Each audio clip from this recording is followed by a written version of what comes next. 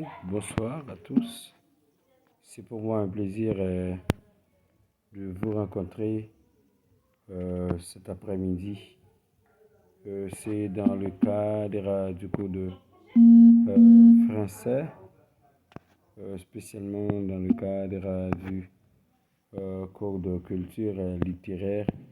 Et aujourd'hui, nous allons aborder la culture littéraire française au niveau du NS2.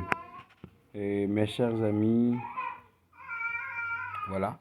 Et nous allons en voir. Et on a vu la semaine dernière la vie de Racine.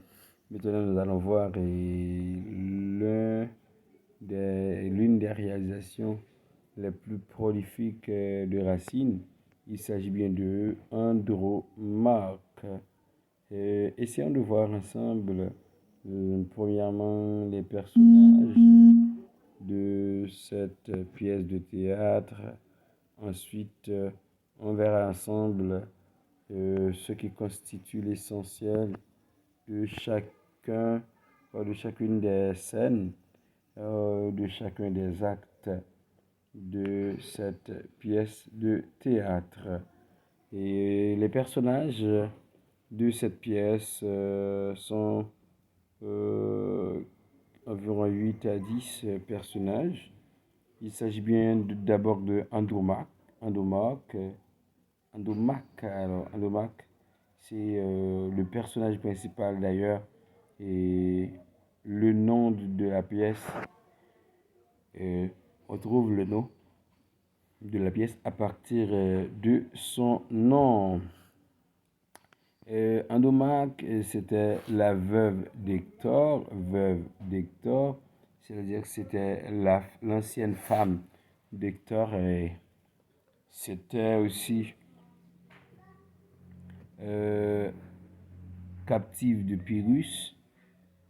C'est la mère d'Astyanax, ainsi que la reine de Troie. Andromaque, c'est la reine de Troie, ancienne femme de Hector et captive de Pyrrhus.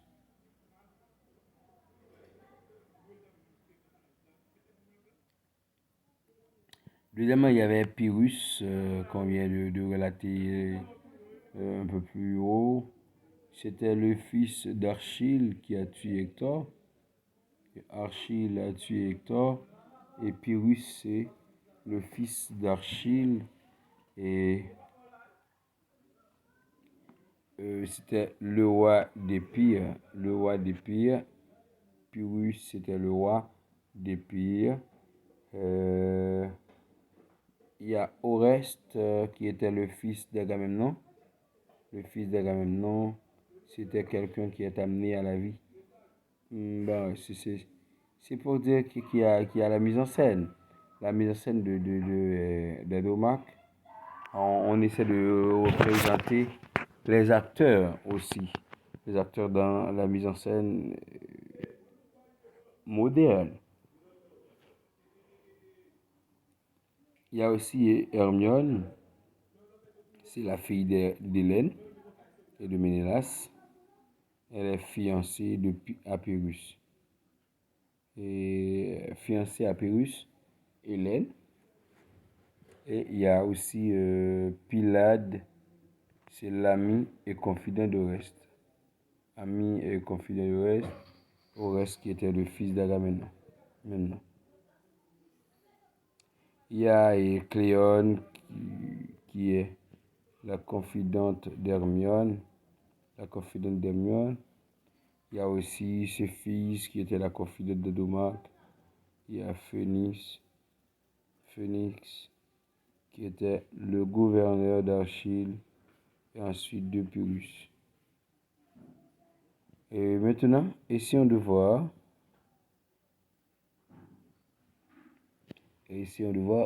À rappeler que Achille, c'est celui qui a tué Hector. Achille, c'est celui qui a tué Hector. Et maintenant, essayons de voir la première scène. La première scène concerne Oreste et Pylade. On dit que dans cette pièce, il y a plusieurs scénarios, mais la première scénario débute avec la rencontre de deux amis. Il s'agit bien d'Oreste, le fils d'Agamemnon, et de Piliade. On dit qu'ils ne s'étaient pas vus depuis environ 6 mois. Environ 6 mois, c'est-à-dire il y a la joie de se rencontrer. Deux personnes qui ont une belle lurette sans se rencontrer. Il y a une joie qui déborde, il y a une joie de toute façon. Eh bien, et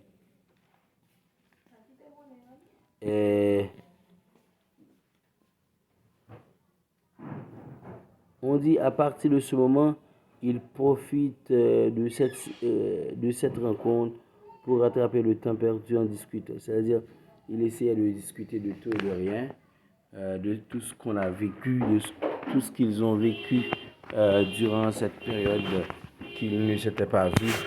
Et il a pris un peu de temps pour cette discussion.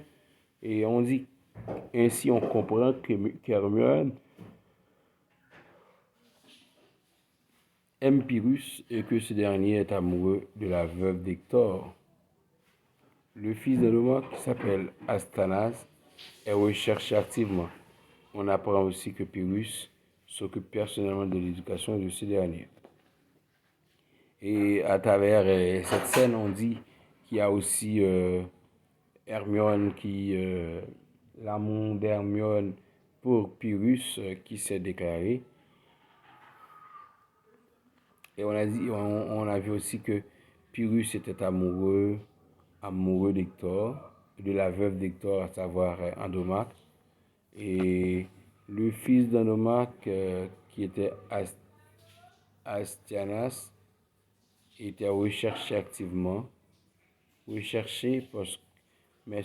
Pyrrhus était de toute façon le responsable éducatif d'Astyanax. C'est l'essentiel de la scène 1. C'est l'essentiel de la scène 1. Dans la scène 2, il y a eu Pyrrhus, Oreste et Phénix. Dans cette scène, on dit que Oreste demande à Pyrrhus, le roi d'Empire, de lui livrer Astyanax afin qu'il puisse le ramener en Grèce. Pyrrhus refuse de faire ce qu'il lui demande. Il invite Oreste à aller voir Hermione. Dans cette scène, comme on recherchait Astyanax, on recherchait qui était le fils d'Andromaque, on le recherchait beaucoup, et on va demander, Oreste va demander à Pyrrhus qui était l'amoureux d'Andromaque et qui était aussi l'enseignant d'Astyanax, de le livrer l'Astyanax. Et puis voilà, Pyrrhus n'accepte pas de livrer Astyanax. Au contraire, il a demandé à Oreste d'aller voir Hermione. Ok, dans la scène 3, il y a Pyrrhus et Phénix. On dit dans cette discussion interrompue par Andromaque, Phénix est inquiet car Pyrrhus a envoyé demander à l'amant de sa promise d'aller la voir.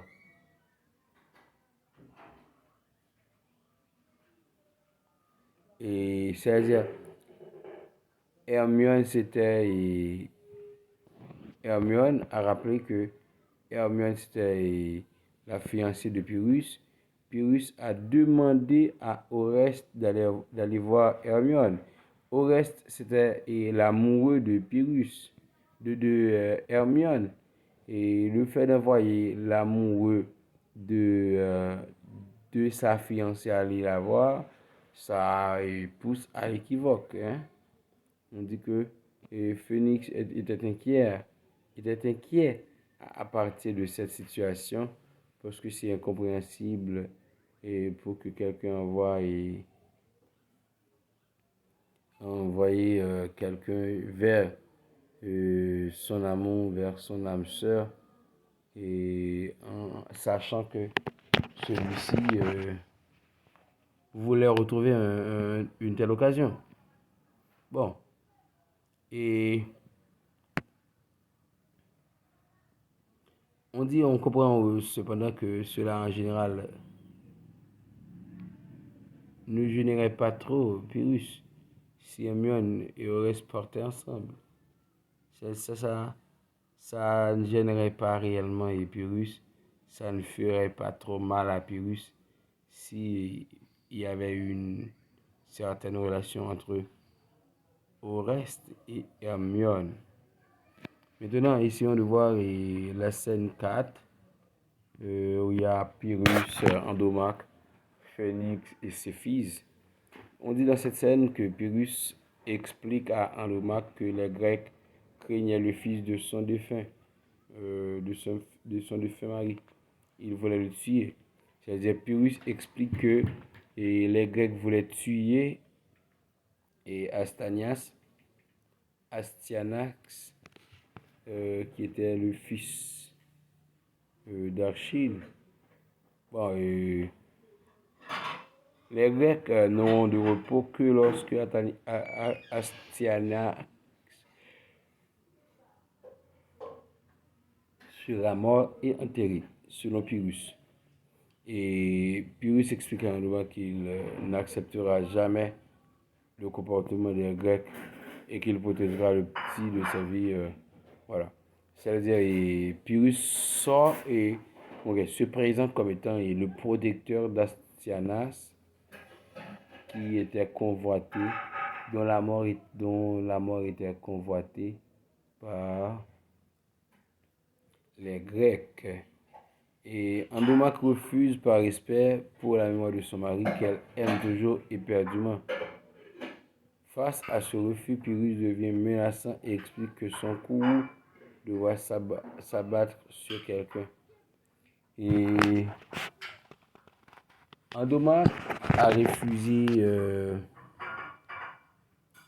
de s'attacher à Pyrrhus, qui voulait se marier avec elle, parce que Andromaque se rappelle de son mari Achille, qu'il aimait encore, et il se rappelle que il y a une certaine complicité, il y a une certaine culpabilité, et que Pyrrhus a une certaine culpabilité dans la mort de son mari. Il y a eu un certain lien, et c'est-à-dire il n'accepte pas l'offre en mariage que Pyrrhus l'a fait. Maintenant, essayons de voir l'acte 2. Dans l'acte 2, il y a d'abord, de la scène 1, il y a d'abord Cléone et Hermione. Cléone et Hermione, on dit dans cette petite scène du second acte, on retrouve Hermione en train de parler avec sa confidente Cléone. Hermione se lamente et accepte de recevoir à contre-cœur Oreste. Hermione n'aimait pas réellement Oreste, mais Oreste était envoyé par le roi Pyrrhus. Mais Hermione avait accepté de recevoir Oreste en dépit de l'absence de la validation de son cœur. C'est-à-dire, c'est à contre-cœur qu'il a reçu Oreste. On dit que Hermione se sent humiliée par Pyrrhus, parce qu'il a déclaré sa flamme pour Andromaque. Andromaque a reçu la déclaration de Pyrrhus, et cependant Pyrrhus était le fiancé de Hermione. Hermione se sentait humiliée, se sentait abattue lors de la déclaration de Pyrrhus à Andromaque. On dit que Cléone lui dit qu'elle devrait fuir avec Oreste sans hésiter une seule seconde, mais cette dernière s'y refuse car elle a toujours l'espoir que Pyrrhus Un jour, il revient vers elle. Et selon la confidente d'Hermione, Hermione a un seul choix, c'est de partir, de vider les lieux avec, son l'homme qu'il a aimé beaucoup, à savoir Oreste.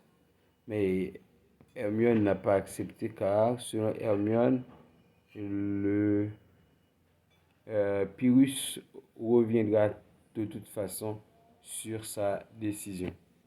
Maintenant, essayons de voir la scène 2. Ici, Hermione, Oreste et Cléone. Oreste déclare son amour à Hermione. Hermione pleure le départ et Oreste déclare son amour à Hermione et, et au contraire, Oreste essaie d'expliquer à Hermione que Pyrrhus a défendu à Astyanax et que les Grecs voulaient tuer. Et Hermione s'énerve, mais elle ne peut pas se résoudre à quitter Pyrrhus. Néanmoins, Hermione autorise Oreste à demander à Pyrrhus de choisir entre Astyanax et elle. Si Pyrrhus choisit Astyanax, elle partira avec Oreste. Lorsque Hermione se trouve dans cette situation difficile, elle a résolu d'entendre la version finale de Pyrrhus. Mais sur ce, elle a demandé à Oreste d'aller voir Pyrrhus et lui demander et, quel est et, quel est votre préféré entre Astanias et Hermione. Voilà. Et a promis au reste de partir avec lui si Pyrrhus préfère Astanias à sa place. Et dans la scène 3, il y a Oreste qui se parle lui-même. Et on dit que Oreste est persuadé que Pyrrhus ne retiendra pas Hermione et que cette dernière ainsi le suivra. C'est-à-dire Pyrrhus Oreste était convaincu que Pyrrhus allait refuser Hermione et il allait retrouver Hermione et partir avec elle et en vue de vivre ensemble avec.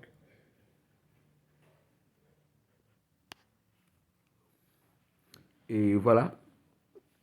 Dans la scène 4, il y a Pyrrhus, Oreste et Phénix. On dit que Pyrrhus annonce à Oreste sa ferme décision d'épouser Hermione. C'est-à-dire l'idée d'Oreste Oreste est fichu dans son idée.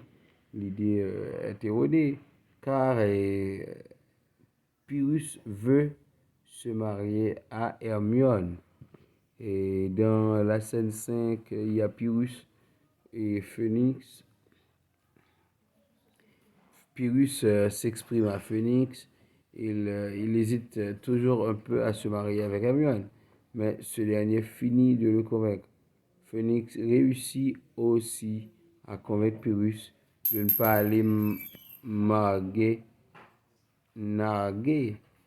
Andromaque de son futur mariage et va voir directement Hermione. Et Pyrrhus voulait convaincre Andromaque afin qu'il puisse marier avec elle. Cependant, Phénix demande à Pyrrhus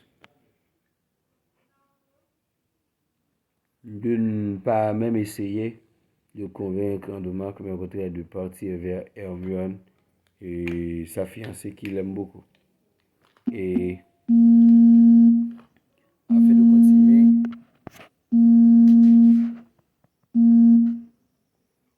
et dans la scène dans l'acte 3, il y a Oreste dans la première scène, Oreste et Pylade. Oreste se confie à Pylade. Il est absolument furieux de la décision de Pyrrhus de se marier avec Hermione. Il pense enlever Hermione et s'enfuir avec elle. Oh là là. Et Oreste se sent déchu par la décision de Pyrrhus, voulait enlever Hermione, enlever, c'est-à-dire la kidnapper, et partir loin de la ville avec elle afin de vivre paisiblement. Et pour Pylade croit que c'était pas le meilleur plan. Il ne faut pas agir de cette manière, selon Pylade, et ce qu'il a fait savoir à son ami Oreste.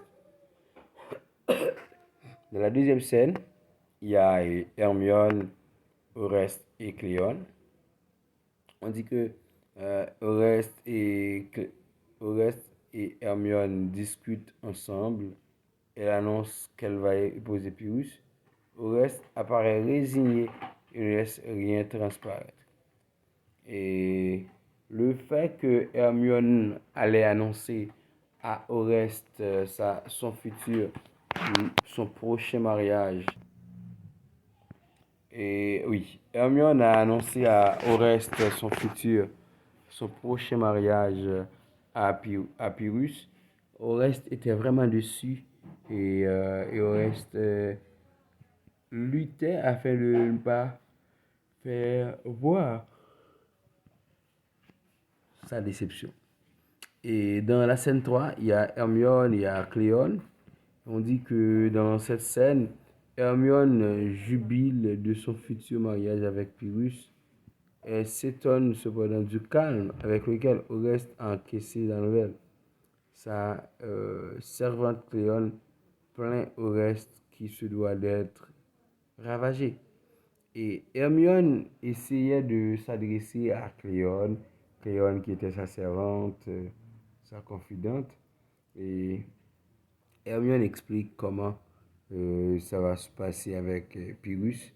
Pyrrhus qu'il va dire oui dans le mariage. Et il essaie d'expliquer comment Oreste a réagi lors de la nouvelle, lors de l'annonce de la nouvelle du mariage. Et selon Cléone, il imagine déjà que euh, Oreste était réellement ravagé, était très ravagé du fait qu'il apprend cette triste nouvelle, cette nouvelle qui était très mauvaise à ses yeux. Et dans la scène 4, il y a Andromaque, Hermione et Cléone et ses fils. Dans cette scène, Andromaque supplie Hermione de faire quelque chose afin de protéger son fils. Andromaque, qui était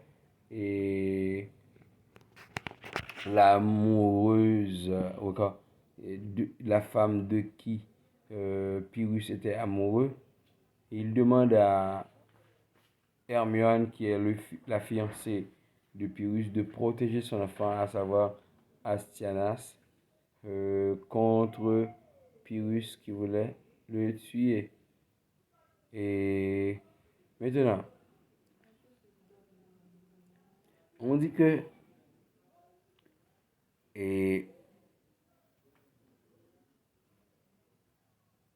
Hermione a refusé de demander à Pyrrhus de protéger Astyanax. Au contraire, elle a demandé à Andromaque d'aller voir Pyrrhus en vue d'essayer de lui forcer de changer d'idée. Et voilà. Et ce qui était difficile, et car selon Andromaque, le fait qu'elle a refusé le mariage avec Pyrrhus, elle ne sera pas réellement la bienvenue chez Pyrrhus. La scène 5 concerne Andromaque et ses fils. On dit que Andromaque est énervé par le fait que sa demande était maltraitée par Hermione.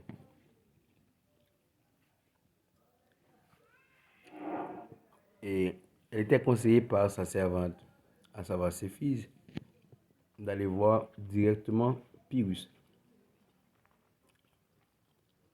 Ce qu'il a fait réellement dans l'acte 6. Dans l'acte 6, Pyrrhus, il y a Pyrrhus, Andromaque et ses fils. Oui, dans l'acte 6.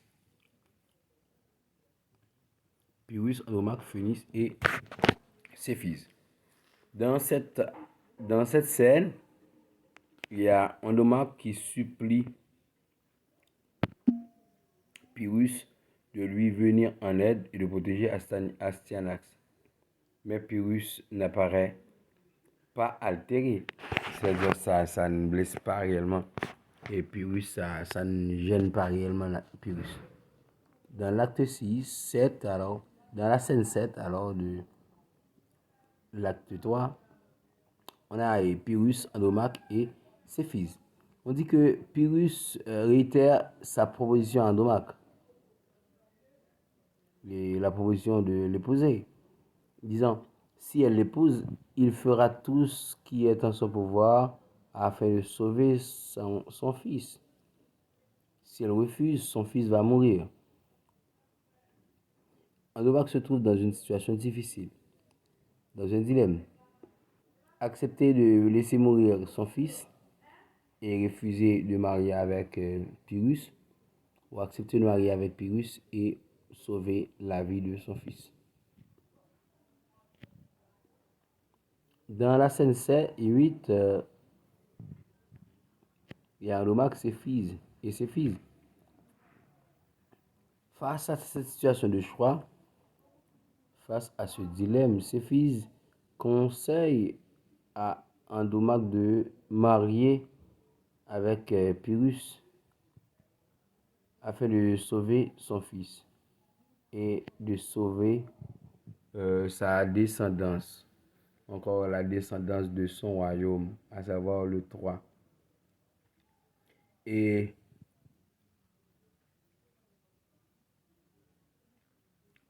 comme la situation était corsée, Andromaque doit choisir la vie ou la mort de son fils.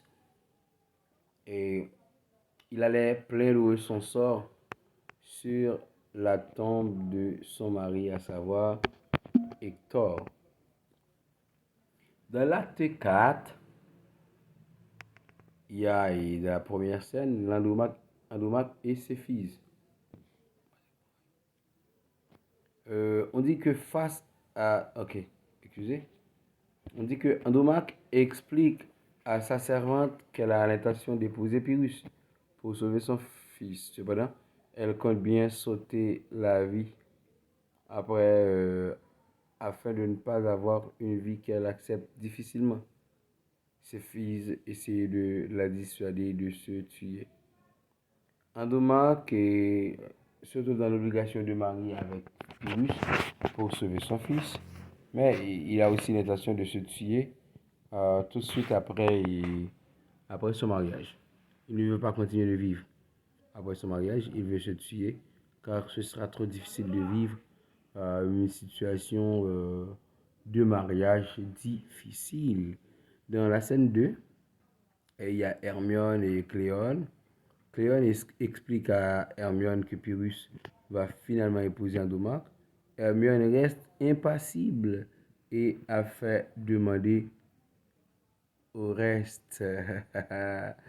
Hermione se trouve déboussolée enfin et il voulait enfin demander à Oreste de se donner à Oreste qui était dessus auparavant.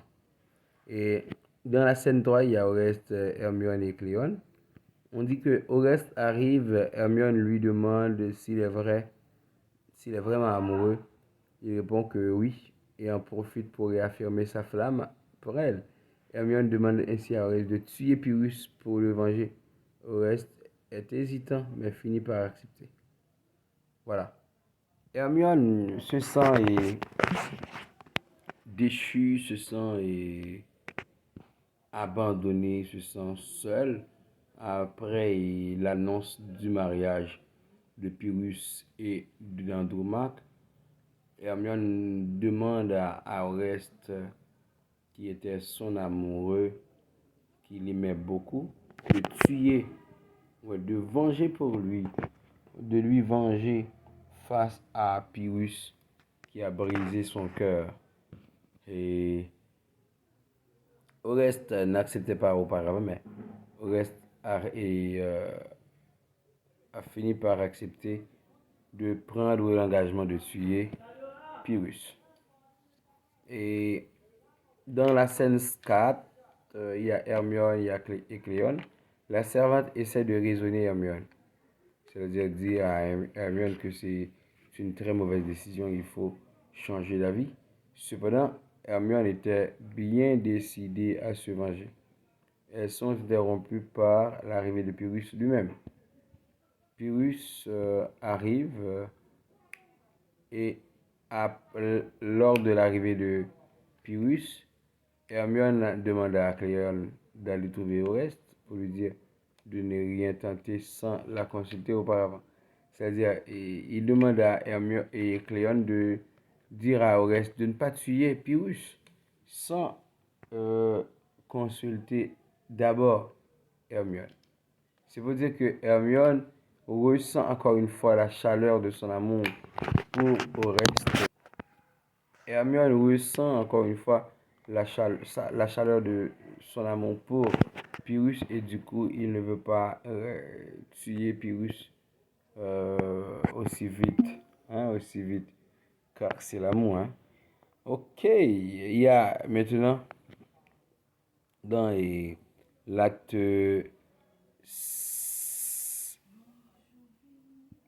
l'acte 5, et la scène 5 alors, il y a Pyrrhus, Hermione et Phoenix. On dit que Pyrrhus vient annoncer officiellement à Hermione qu'il va épouser Andromaque, au moyen d'une terrible maladresse. Il justifie sa décision de ce qui ne fait qu'enrager de plus en plus Hermione, qui finit par le menacer. Pyrrhus vient voir Hermione, pas pour lui dire qu'il va se marier avec elle, mais pour dire qu'il va se marier avec Andromaque, qui était la rivale de Hermione. Hermione était endiablée, Hermione a même pu menacer Pyrrhus,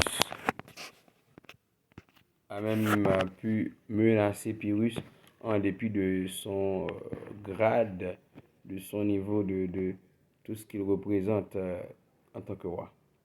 Et dans la scène 6, il y a Pyrrhus et Phoenix. Dans cette très courte scène, Phoenix essaye de mettre en garde Pyrrhus contre Hermione. Phoenix essaye de mettre en garde Pyrrhus contre Hermione et lui suggère le fait que pour plaire à Hermione, Oreste pourrait finir par le tuer. Cependant, Pyrrhus ne prend pas en compte la mise en garde de Phoenix et il s'en va rejoindre Andromaque et demande à Phoenix de garder Astyanax. Et Phoenix avait le pressentiment que c'est quelque chose de facile pour Oreste de tuer Pyrrhus afin de plaire à Hermione, afin de se marier à Hermione. Cependant, Pyrrhus ne prenait pas au sérieux la menace relatée par Phoenix. Et dans l'acte 5, si je ne m'abuse, c'est le dernier acte. On dit la scène 1, c'est Hermione qui se parle lui-même Et Hermione se demande si elle a bien fait de se demander à Oreste de tuer Pyrrhus. Elle ne sait pas si elle aime ou déteste Pyrrhus. Et ouais, euh, Hermione se questionne sur le fait qu'il demande à Oreste de tuer Pyrrhus. Elle se questionne, est-ce que réellement j'aime Pyrrhus? Est-ce que je le hais? C'est quoi le problème? Hein? Elle se demande un tas de choses à propos de Pyrrhus. Dans la scène 2, Hermione et Cléone, la servante d'Hermione, c'est-à-dire Cléone, lui rapporte comment se déroule le mariage de Pyrrhus. Enfin, Pyrrhus s'est marié avec Andromaque. Elle lui annonce que Pyrrhus est très heureux de se marier avec Andromaque. Hermione enrage de plus en plus et veut le voir mort. Elle demande à sa servante ce que fait Oreste. Cléone lui annonce qu'il a des doutes qu'il est pris de remords et qu'il est pris de remords. Et Oreste n'a Oreste n'a pas réellement agi comme le pensait Hermione jusque-là. Mais Pyrrhus a fait son chemin, Pyrrhus a épousé dans une grande célébration Andromaque. Et un peu plus loin, on dit que dans la scène 3, il y a Oreste, Hermione et Cléone. Oreste et les Grecs ont tué Pyrrhus. Oreste et les Grecs ont tué Pyrrhus. Et Oreste vient l'annoncer à Hermione. Mais cette dernière ne réagit absolument pas de la même manière qu'il espérait. En effet, elle le blâme, il l'accable de reproches, elle refuse de le voir et le chasse. Lorsque Oreste essayait de plaire à Hermione, il a tué Pyrrhus. Cependant, ça n'a pas plu à Hermione, car Hermione était très furieuse et elle a décidé de chasser Oreste de sa maison. Et dans la scène 4, il y a Oreste qui se parle lui-même, parce que le monologue, c'est quelqu'un qui parle à lui-même.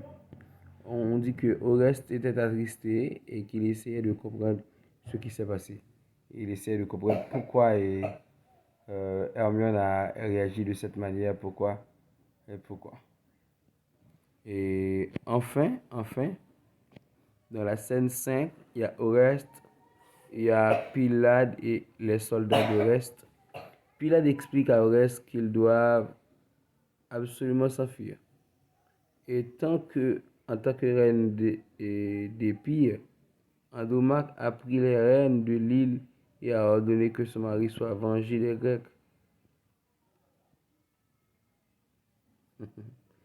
Pylade informe Oreste qu'Hermione s'est ôté la vie. Hermione s'est tuée, ce qui a fait perdre par de bon le peu de raison qu'Oreste avait. Bien qu'ayant perdu la raison, Pylade sauve la vie de son ami en le forçant à le suivre. Et Oreste a, a reçu l'information que euh, Hermione s'est tuée, s'est retiré la vie. Et Andromaque étant marié avec Pyrrhus, devenait reine eh bien, elle était déjà reine, mais elle voulait venger les Grecs parce que ce sont les Grecs qui ont tué Hector et ce sont les Grecs qui ont tué aussi Pyrrhus. Elle voulait venger des Grecs. Venger de qui? Personne ne sait, mais elle voulait venger son mari des Grecs. Et venger son mari, ça pourrait euh, concerner Hector, qui était son mari, tué par les Grecs. Ça pourrait aussi concerner euh, Pyrrhus, qui était aussi grec et tué par les... qui était... Son mari est tué aussi par les Grecs. C'est ainsi que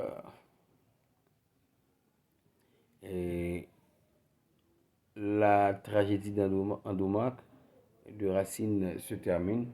Voilà.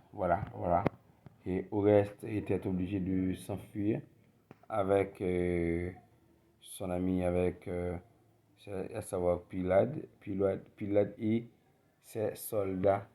Enfin, c'est ça. Andromaque de Jean Racine. C'était un plaisir, mes chers amis.